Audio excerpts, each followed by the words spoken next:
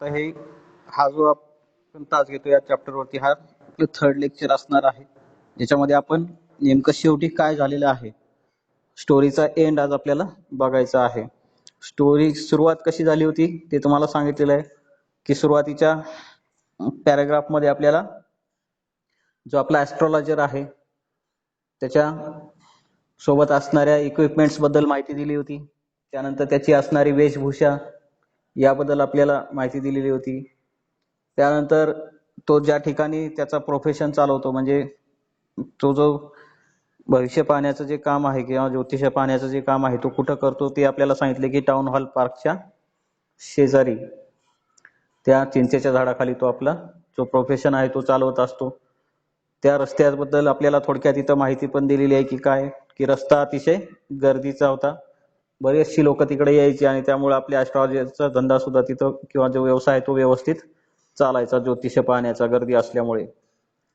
त्यानंतर तिथं जास्त मदत करणारा व्यक्ती कोण होता तर फ्राईड ग्राउंडनट्स जो व्यवसाय करणारा व्यक्ती आहे, म्हणजे शेंगदाणे विक्रेता जो आहे तो ऍस्ट्रॉलॉजरला मदत करायचा. कशा पद्धतीनं की तो ओरडायचा शेंगदाण्यांना वेगवेगळी नावं देऊन, जसे की बॉम्बे आईस्क्रीम म्हणायचा, एका दिवशी त्याला दिल्ली बदाम म्हणायचा, एक दिवस त्याला राजाची खास मेजवानी राजाच डेलिकसी, म्हणजे असं प्रत्येक दिवशी त्याच्या शेंगदाण्याला तो वेगवेगळी नावं द्यायचा आणि ग्राहकाला आकर्षित करून घ्यायचा. आणि त्याच्याकडे आकर्षित झालेले जे ग्राहक आहेत त्यापैकी काही जे कस्टमर असतील किंवा ग्राहक असतील ते काय करायचे, ज्योतिषाकडे आपलं ज्योतिष पाहण्यासाठी ते जायचे आणि अशामध्ये त्याचं काम तिथं चालू होतं. त्यानंतर आपल्याला तिथल्या लाईट बद्दल थोडक्यात माहिती दिलेली आहे की जी लाईटची व्यवस्था आहे ती कशी आहे, तर नगरपालिकेकडून किंवा ग्रामपंचायतीकडून कुठल्याही प्रकारची दिव्याची व्यवस्था तिथं केलेली नव्हती.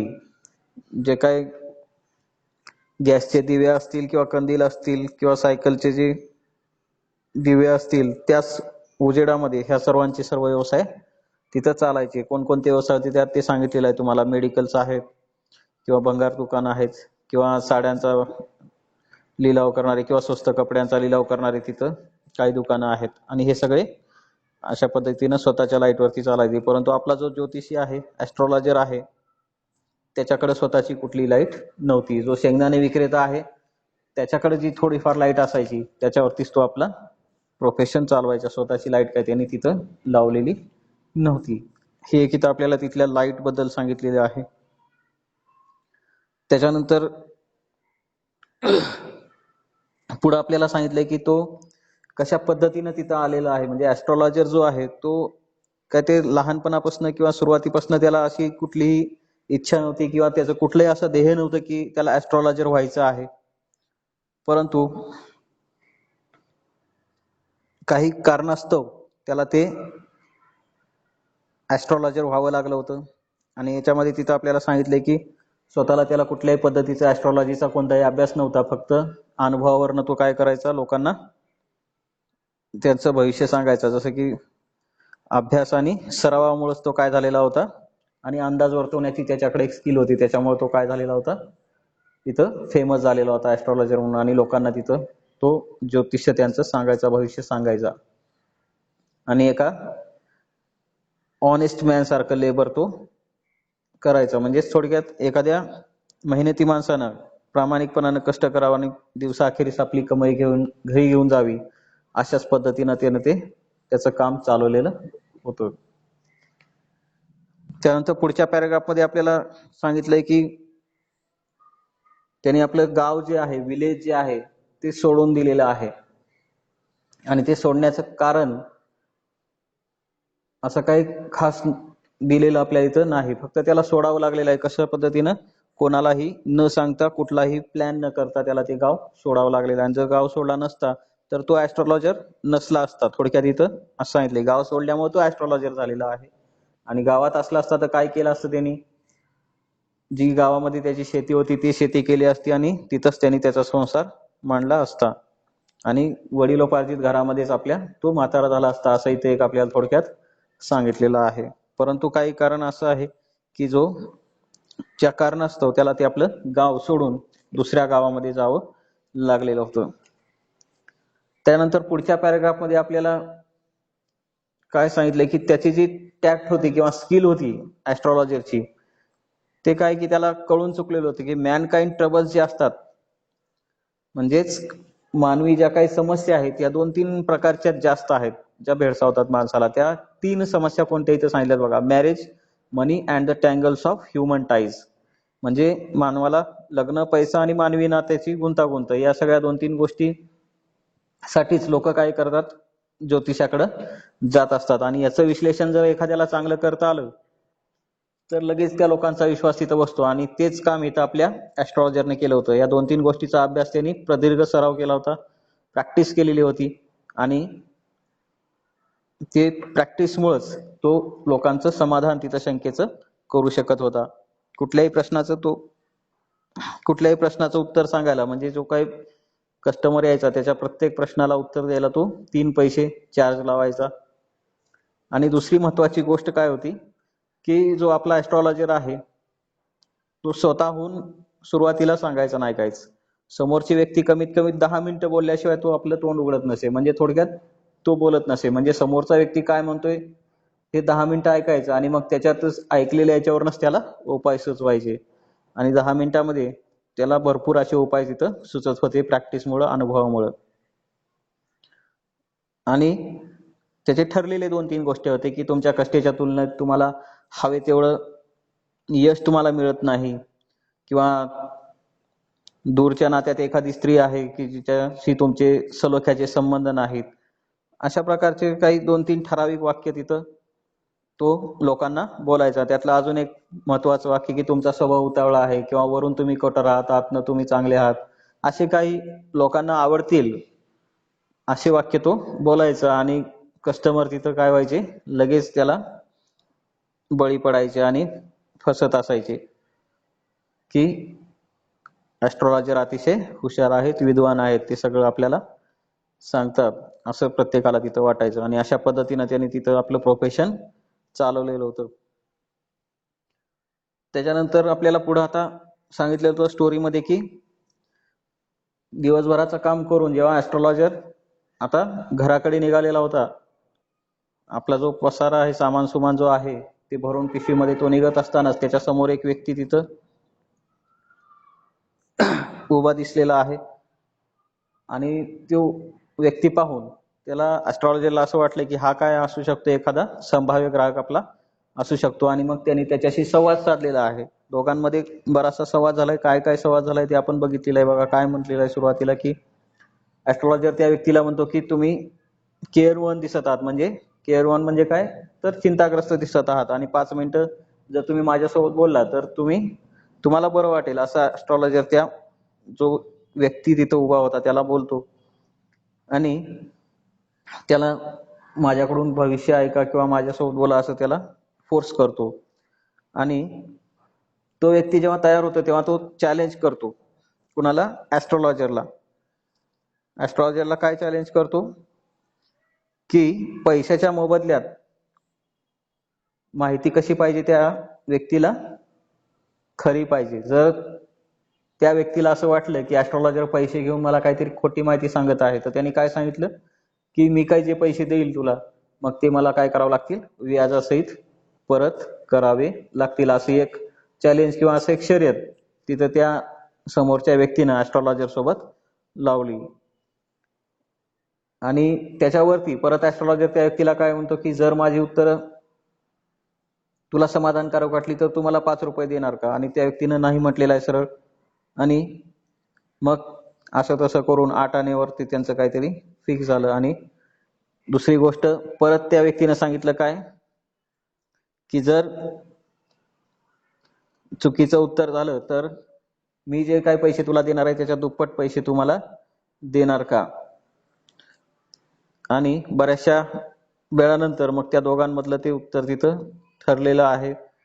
दोघांनी ते जो काही करार होता त्यांच्या दोघातला, की कशा पद्धतीनं पैसे याचा व्यवहार करायचा आहे, पैसे कसे द्यायचे आहेत आणि उत्तर कसं ऐकायचं आहे, ते सगळं तिथं ठरलं. आणि मग थोड्या वेळानंतर पैसे द्यायचं जी बोलणी झाली त्यानंतर जेव्हा त्या व्यक्तीनं तिथं ऍस्ट्रॉलॉजर तयार झाला त्या व्यक्तीला आपलं भविष्य सांगायला त्या व्यक्तीला. परंतु त्याच वेळी देवाकडे थोडंसं मंत्र वगैरे पुटपुटत असतानाच त्या व्यक्तीनं, समोरची जी व्यक्ती आहे त्या व्यक्तीनं काय केलेलं आहे, आपलं सिगारेट जे आहे ते पेटवलेलं आहे.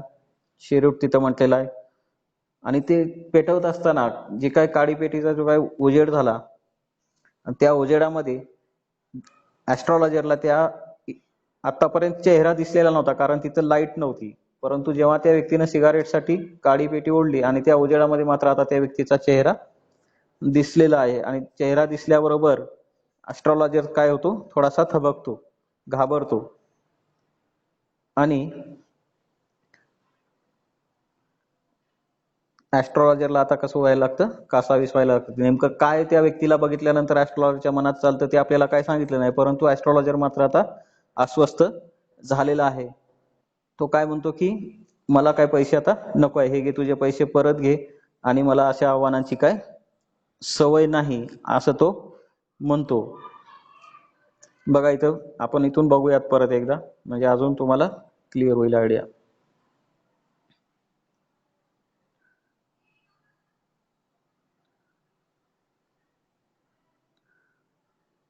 Here, take your Anna back. I am not user to such challenges. त्या व्यक्तीचा चेहरा पाहिल्याबरोबर ऍस्ट्रॉलॉजरनं काय सांगितलेलं आहे की हा तुझा आणा जो आहे तो परत घे, आणि मला काय चॅलेंजेसची सवय नाही, आव्हानं स्वीकारायची सवय नाही. आणि पुढे काय म्हणतो, it is late for me today. आणि आज मला थोडासा घरी जायला उशीर झालेला आहे, त्यामुळं मी काय आज हे करू शकत नाही, मला आता जाऊ दे. He made preparations to bundle up. The other held his wrist and said, you can't get out of it now. You dragged me in while I was passing. The astrologer shivered in his grip and his voice shook and became faint. आज मला उशीर झालाय असं म्हणत जेव्हा ऍस्ट्रॉलॉजर आपलं साहित्य घेऊन निघत होता, त्यावेळेस त्या व्यक्तीनं काय सांगितले, त्याचा मनगट पकडलेला ऍस्ट्रॉलॉजरचा, आणि त्याला म्हणाला की आता यातून तुला सुटका मिळू शकत नाही, कारण मी इथून जात होतो आणि मी जात असताना तो काय केलेला आहे, मला याच्यामध्ये ओढलेला आहे. आणि जेव्हा त्यानं मनगट पकडलं त्या व्यक्तीनं, तेव्हा ऍस्ट्रॉलॉजर मात्र आता आपला थरथरूत लागलेला आहे. शिवर्ड in his grip and voice शुक अँड बिकम फेंट. आणि आवाज मात्र आता कापू लागलेला होता आणि बारीक सुद्धा झालेला होता. पुढे काय म्हणतोय बघा, leave me today, I will speak to you tomorrow. The other thrust his palm in his face and said, challenge is challenge, go on. परत काय म्हणतो ऍस्ट्रॉलॉजर की आज मला सोड, मी उद्या तुझ्याशी बोलेन. परंतु समोरचा जो व्यक्ती आहे तो मात्र ऍस्ट्रॉलॉजरचं काही ऐकायला तयार नाही. तो काय म्हणतो, चॅलेंज इज चॅलेंज, आव्हान म्हणजे आव्हान, शर्यत लावली म्हणजे लावली, आणि आता मात्र काय करायचंय, तुम्हाला भविष्य सांगायचंच आहे. आणि त्यांनी त्याचा हात पुढं केलेला आहे. आणि आता मात्र आपल्या ऍस्ट्रॉलॉजरच्या घशाला कोरड तिथं पडलेली आहे. आणि असंच त्याने मग सुरुवात केलेली आहे सांगायला, काय, देर इज अ वुमन. जसं रेग्युलर एखाद्या व्यक्तीला भविष्य सांगत असतो की तुमच्या आयुष्यात स्त्री आहे किंवा असं, तशाच पद्धतीने या व्यक्तीला त्यांनी सांगायला सुरुवात केली. आणि हेच बोलताच समोरचा जो व्यक्ती आहे त्यांनी काय सांगितलेलं आहे, स्टॉप, सेड द ऑदर. दुसरा व्यक्ती काय म्हणतो, थांबा, मला हे काय ऐकायचं नाही. ऍस्ट्रॉलॉजरला तो काय म्हणतोय की मला असलं काय सांगू नको. I don't want all that. Shall I succeed in my present search or not? Answer this and go. तो काय म्हणतोय, मला असला फापट पसारा काय नको आहे, मला फक्त काय पाहिजे की सध्याचा मी जो शोध घेत आहे त्याच्यामध्ये मी यशस्वी होणार आहे का नाही, याचं उत्तर फक्त मला दे आणि तू इथून जाऊ शकतो, असं त्यांनी ऍस्ट्रॉलॉजरला सांगितलं. Otherwise I will not let you go till you discharge all your coins. आणि जर मला तू समाधानकारक उत्तर दिलं नाही तर तुझ्याकडे जेवढे काही कॉइन आहेत ते मी सगळे घेऊन टाकेन, आणि त्याशिवाय मी तुला काय सोडणार नाही. The astrologer muttered a few incantations and replied, all right, I will speak, but you will give me a rupee if what I say is convincing. Otherwise, I will not open my mouth, and you may do what you like. आणि आता मात्र परत ऍस्ट्रॉलॉजर परत challenge लावायला तयार झाला की मी जे काही तुला सांगेल त्यासाठी किती रुपये पाहिजेत अशी डिमांड केलेली आहे 1 रुपया. आणि 1 रुपया म्हटल्याबरोबर परत तिथं घासाघाशी थोडीशी झाली आणि त्याच्यानंतर तो जो व्यक्ती आहे समोरचा त्यांनी मान्य केलेलं आहे की ठीक आहे 1 रुपया तर 1 रुपया, परंतु सांगितलेलं कसं पाहिजे, मला उत्तर तुझं समाधानकारक पाहिजे. मग आता मात्र ऍस्ट्रॉलॉजरनं सांगायला सुरुवात केलेली आहे 1 रुपयाच्या बोलीवरती. बघा काय होते. The astrologer said, "You were left for dead. Am I right?" ऍस्ट्रॉलॉजरनं पहिलाच जे वाक्य बोललेलं आहे त्या व्यक्तीला काय, की तुला मरणासन्न अवस्थेत सोडले होते, बरोबर आहे का? समोरच्या व्यक्तीला पहिलाच जो भविष्य सांगण्यासाठी सुरुवात केली, आता इथं काय सांगायला सुरुवात केलेली आहे त्याची अवस्था मागची, की तुला कोणीतरी मरणासन्न अवस्थेत सोडलेलं होतं, बरोबर आहे का? व्यक्तीचा जो रिप्लाय तो बघा कसा आहे, टेल मी मोर. हा म्हणजे बरोबर आहे, मला पुढं सांग. A knife has passed through you once, said the astrologer. परत त्यांनी सांगितलं की एकदा सुरा खोपसला होता तुझ्या शरीरामध्ये, हे बरोबर आहे का? आणि हे वाक्य ऐकल्याबरोबर तो उत्साहित झालेला आहे. समोरचा जो व्यक्ती आहे त्याला पटलेलं आहे सगळं. बघा काय म्हणतोय, good fellow, he bared his chest to show the scar. आणि जेव्हा त्यांनी विचारलं की तुझ्या शरीरात सुरा खोपसला होता का, नाईफ म्हणजे सुरा खोपसलेला होता का, तर हे वाक्य ऐकल्याबरोबर त्यांनी काय आपल्या छातीवर जो वन आलेला होता तो सुरा खोपसलेला तो काढून दाखवला आणि सांगितलं की बरोबर आहे, तू जे म्हणतोयस ते बरोबर आहे, असं झालेलं होतं. What else? आणि पुढे विचारलं की अजून काय, पुढे काय झालं होतं. मग ऍस्ट्रॉलॉजरनं पुढे अजून सांगितलंय त्याला काय, and then you were pushed into a well nearby in the field. आणि पुढचं अजून काय सांगितलं, आणि मग तुला शेताजवळच्या एका विहिरीत ढकलून दिले होते आणि मरायला सोडून दिले होते. I should have been dead if some passerby had not chanced to peep into the well, exclaimed the other, overwhelmed by enthusiasm. आणि विहिरीत ढकलून दिलेलं होतं, मी मेलोच असतो असं तो व्यक्ती म्हणतो, परंतु एक जो आसपासून जाणारा एक इसम होता, एक व्यक्ती होता, त्यांनी विहिरीत डोकावून पाहिलं नसतं तर आज मी मेलोच असतो असं तो भावनावश होऊन ऍस्ट्रॉलॉजरला सांगायला लागला. ओव्हरवेल्म म्हणजे भावनाविवश होऊन. When shall I get at him? He asked, clenching his fist. आणि आता हे जे कोणी केलेलं होतं कृत्य त्या व्यक्तीसोबत, त्याला काय करायचं होतं, त्याचा बदला घ्यायचा होता. आणि म्हणून त्याने पुढचा प्रश्न ऍस्ट्रॉलॉजरला काय केला की मी त्याचा बदला कधी घेऊ शकतो, घट्ट मूठ आवळत त्याने विचारलं. क्लेन्चिंग हिज फिस्ट म्हणजे मूठ आवळत त्यांनी ऍस्ट्रॉलॉजरला विचारलं की मी ज्या व्यक्तीनं माझ्यावरती सूर्यानं हल्ला केलेला होता आणि मला विहिरीत ढकलून दिलेलं होतं त्या व्यक्तीचा मी बदला घेऊ शकेल का, किंवा कधी घेऊ शकतो. याच्यावरती ऍस्ट्रॉलॉजरनं काय उत्तर दिलेलं आहे बघा, in the next world answered the astrologer. In the next world म्हणजे काय, पुढल्या जन्मी.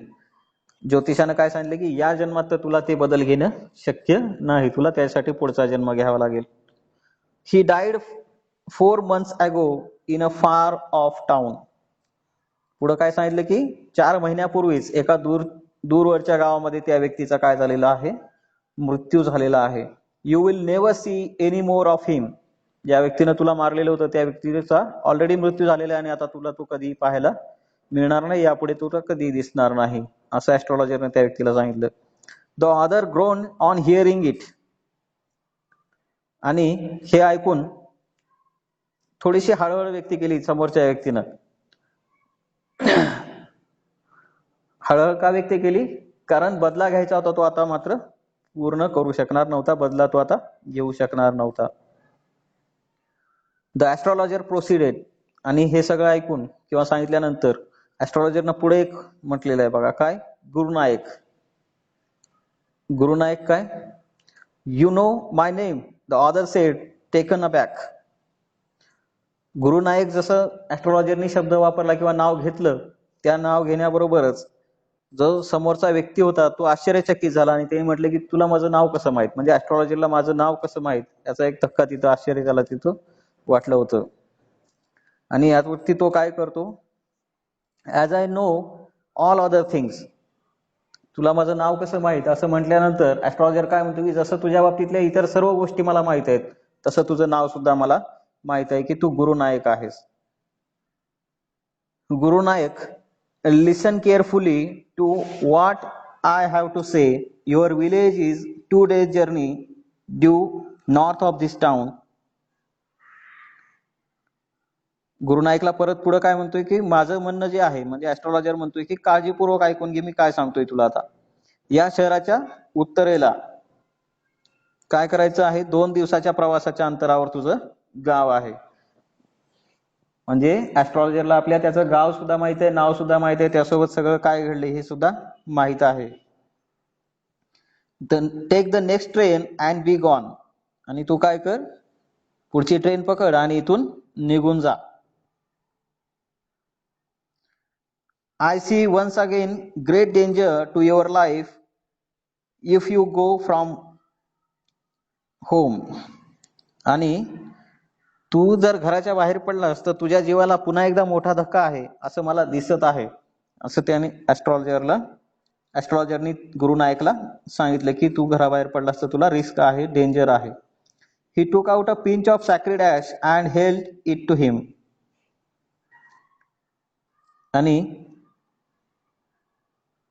काय केलेलं आहे असं सांगून एक पवित्र राख त्यांनी बाहेर काढलेली ऍस्ट्रॉलॉजरने आणि त्याच्यासमोर धरलेली आहे. त्याला दिलेली आहे थोडक्यात, rub it on your forehead and go home. हे जे पवित्र भस्म आहे किंवा राख आहे ती कपाळावर फास आणि घरी जा. Never travel southward again and you will live to be 100. आणि इथून पुढं कधीही दक्षिण दिशेला प्रवास करू नकोस, म्हणजे तू काय होशील, 100 वर्षे जगशील असं तिथं सांगितलं. Why should I leave home again, the other said reflectively. आणि जसं ऍस्ट्रॉलॉजरनं सांगितलं तसं तो पुढचा जो व्यक्ती आहे म्हणजे गुरुनायक आहे तो म्हणतोय की मी पुन्हा घर सोडून का जाऊ. I was only going away now and then to look for him and to choke out his life if I met him. He shook his head regretfully. He has escaped my hands. I hope at least he died as he deserved. गुरुनायक काय म्हणतो की मी ज्या व्यक्तीच्या शोधात होतो त्यासाठीच मी काय करत होतो, घर सोडून इकडे तिकडे त्या व्यक्तीच्या शोधामध्ये बाहेर फिरत होतो. आता तोच व्यक्ती जर माझ्या हातातून निसटलेला असेल तर मी कशासाठी बाहेर पडू. आणि दुसऱ्या बाजूने तो असं पण म्हणतो की त्याला त्याच्या लायकीप्रमाणे मृत्यू आला असेल किंवा नाही ते मला सांगता येईल का.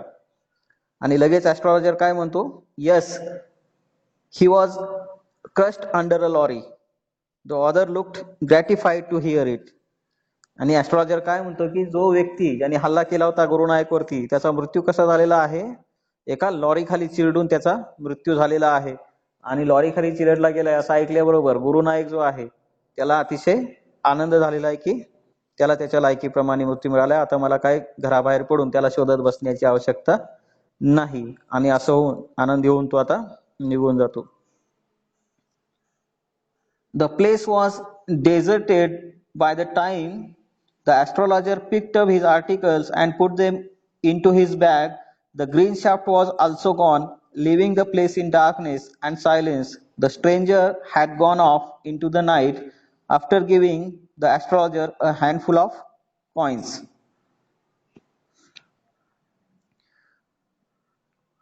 जेव्हा हे सगळं दोघांमधली शर्यत पूर्ण झाली तेव्हा साहित्य गोळा करून जोळीमध्ये घालेपर्यंत सगळे जो रस्ता गजबजलेला असायचा तो सगळा रस्ता आता सुनसान झालेला होता. उजेडाचा जो काही झोत होता थोडाफार ग्रीन असा तो सुद्धा आता नाहीसा झालेला होता. आणि ती जागा अंधारात आणि शांततेत बुडून गेली होती, इन डार्कनेस अँड सायलेन्स. आणि जो गुरुनायक किंवा जो स्ट्रेंजर व्यक्ती अनोळखी व्यक्ती आहे त्यांनी ज्योतिषाला मुठभर नाणी दिली आणि तो पण अंधारामध्ये गायब झाला किंवा निघून गेला तिथून. It was nearly midnight when the astrologer reached home. Regular पेक्षा थोडासा आज उशीर झालेला होता त्याला घरी परतण्यासाठी. जवळपास मध्यरात्रीच तिथं झालेली होती जेव्हा तो घरी पोहोचला. His wife was waiting for him at at the door and demanded an explanation. आणि घरी गेल्याबरोबर पत्नी वाट पाहतच बसली होती इतका वेळ. आणि पहिला प्रश्न काय असेल तर उशीर का झाला याचं उत्तर तिला किंवा स्पष्टीकरण तिला हवं होतं. काय उत्तर दिलं बघा. He flung the coins at her and said, "Count them. One man gave all that." कारण मागितल्यावर किंवा उशिरा येण्याबद्दल स्पष्टीकरण मागितल्यावर ऍस्ट्रॉलॉजरनं काय केलं, तिच्याकडे सगळ्या नाणी देऊन टाकल्याचे की त्या अनोळख्या व्यक्तीनं म्हणजे गुरु नायकनं त्याच्याकडे दिलेले होते. ते सगळे पैसे तिला ते नाणी देऊन टाकले आणि नाणी देऊन काय म्हणाला, count them, one man gave all that. ही सगळी नाणी मोज, एका माणसाने मला दिली आहेत. काउंट केलेलं आहे पत्नीनं. काय म्हणते बघा, 12.5 annas she said counting. She was overjoyed. तिनं मोजले आणि सांगितले की 12.5 आणे आहेत आणि तिला फार आनंद झाला इतके पैसे पाहून. She was overjoyed. I can buy some jaggery and coconut tomorrow. The child has been asking for sweets for so many days now. I will prepare some nice stuff for her. आणि पैसे मोजून झाल्यानंतर ती थोडीशी excite झाली, आनंदी पण झाली आणि तिनं पहिला जो विचार केला की या पैशामधून काय करायचं होतं तिला, तर थोडासा गुळ आणि नारळ आणायचं होतं. आणि कशासाठी, तर त्यांची जी छोटी मुलगी आहे ती कित्येक दिवसापासून मिठाई मागत होती आणि या पैशामध्ये तिला काहीतरी चांगलं बनवून द्यायचा विचार ऍस्ट्रॉलॉजरच्या पत्नीनं तिथं केलेला होता. आणि म्हणून थोडासा गुळ आणि नारळ आणता येईल असं तिनं तिथं म्हटलेलं आहे. ऍस्ट्रॉलॉजरचं काय चाललंय बघा. The swine has cheated me, he promised me a rupee, said the astrologer. She looked up at him, you look worried, what is wrong. The swine has cheated me म्हणजे त्या व्यक्तीनं, त्या थोडक्यात इथं स्वाईन म्हणजे त्या डुकरानं मला फसवले असं म्हटलेलं आहे. म्हणजे गुरुनायकनं त्या फसवलेल्या आहे. त्याने मला काय ठरवलं होतं, 1 रुपया द्यायचं ठरवलेलं होतं, परंतु त्याने मला काय पैसे कमी दिलेले आहेत. आणि हे जे बिहेवियर आहे ते पाहून ऍस्ट्रॉलॉजरचं त्याची पत्नी त्याला विचारते की तुम्ही काळजीत दिसताय, काय घडलंय नेमकं. आणि व्हॉट इज रॉंग असा प्रश्न विचारल्यानंतर ऍस्ट्रॉलॉजर म्हणतो नथिंग, काही नाही. After dinner sitting on the pearl he told her, do you know a great load is gone from me today. I thought I had the blood of a man on my hands all these years. That was the reason why I ran away from home, settled here and married you. He is alive. पत्नीनं सुरुवातीलाच ओळखलेलं होतं की काहीतरी बिघडलेलं आहे, काहीतरी wrong झालेलं आहे, काहीतरी काळजीत ऍस्ट्रॉलॉजर दिसतोय. परंतु तिथं त्यावेळेस मान्य केलं नाही. परंतु रात्रीचं जेवण वगैरे उरकल्यानंतर खाटेवर बसून तो तिला सांगतो की आज माझ्या डोक्यावरून एक मोठं ओझं उतरलेलं आहे. ओझं काय असं होतं, तर ऍस्ट्रॉलॉजरनं काय म्हटलेलं आहे बघा की इतकी वर्ष एका माणसाच्या रक्ताने माझे हात माखले होते असं मला वाटत होतं आणि त्याच कारणामुळे मी काय झालो होतो, घरातून पळून आलेलो होतो. आता मगाशी जे आपल्याला सांगितलं होतं की त्याला कोणालाही न सांगता गाव सोडावं लागलेलं होतं, याचं कारण इथं आपल्याला मिळते की ऍस्ट्रॉलॉजरला वाटत होतं की मी एका व्यक्तीचा खून केलेला आहे आणि त्या कारणातूनच त्याला गाव सोडावं लागलं होतं. आणि इथं गाव सोडून येऊन इथं मला स्थायिक व्हावं लागलं या गावामध्ये आणि तुझ्याशी लग्न सुद्धा करावं लागलं होतं. आणि आज मला कळलेलं आहे की ही इज अलाइव्ह. ज्या व्यक्तीला मी मारलंय असं त्याला वाटत होतं, ज्याचा खून केला असं वाटत होतं, तो व्यक्ती कसा आहे, जिवंत आहे असं कळल्याबरोबर त्याच्या डोक्यावरचं ओझं त्याला एक हलकं झाल्यासारखं तिथं वाटलेलं आहे असं त्यानं आपल्या पत्नीला सांगितलं. She gasped, you tried to kill him. असं ऐकल्याबरोबर धास्तावून तिनं म्हटलं, पत्नीनं धास्तावून ऍस्ट्रॉलॉजरला म्हटलं काय, की तुम्ही त्याला जीवे मारण्याचा प्रयत्न केला. Yes, in our village when I was a silly youngster we drank, gambled and quarrelled badly one day. Why think out badly one day. I think of it now. Time to sleep, he said, yawning and stretched himself on the pall. आणि काय सांगितलेलं आहे? हो, मी त्याला जीवे मारण्याचा प्रयत्न केला होता. का? तर त्यावेळी काय होतो मी? अ सिली यंगस्टर, एक मूर्ख तरुण होतो. एके दिवशी काय झालं? मी आणि जो व्यक्ती होता म्हणजेच गुरुनायक, दोघांनी काय केलेलं आहे? मद्यपान केलं, ड्रँक, गॅम्बल, जुगार खेळलं आणि क्वारल बॅडली म्हणजे भयंकर भांडण पण आमच्या दोघांमध्ये झालं. आणि त्या भांडणामध्येच मी त्याला सुरा खुपसला आणि त्याला विहिरीत ढकलून दिलं. हे सगळं आता पत्नीला त्यानं सांगितलं आणि आता सांगितलं की आता काय याचा विचार करत बसायची गरज नाही, कारण तो व्यक्ती आता जिवंत आहे आणि माझ्या डोक्यावरती आता कसलंही ओझं त्या व्यक्तीच्या खुनाचं राहिलेलं नाही. आणि असं म्हणून तो खाटेवरती झोपी गेलेला आहे. तर अशा पद्धतीची स्टोरी आहे. आता लक्षात आलं असेल की गुरुनायक कोण आहे. आपल्याला सुरुवातीला सांगितलं नाही की नेमकं काय झालंय.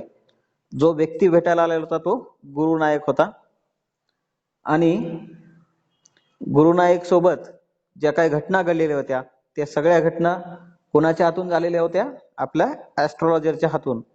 ऍस्ट्रॉलॉजरनंच त्याला सुरा खुपसला होता आणि ऍस्ट्रॉलॉजरनंच त्याला विहिरीत ढकलून दिलेलं होतं. आणि तोच बदला घेण्यासाठी गुरुनायक त्याच्या शोधामध्ये गावोगाव फिरत होता आणि त्याच्यापर्यंत येऊन पोहोचला होता. परंतु वेशभूषा बदलल्यामुळे, जसं की आता सांगितले की ऍस्ट्रॉलॉजीची वेशभूषा अशी होती की त्याला आता ओळखणं गुरुनायकला जमलेलं नव्हतं आणि दुसरी गोष्ट अंधार सुद्धा होता.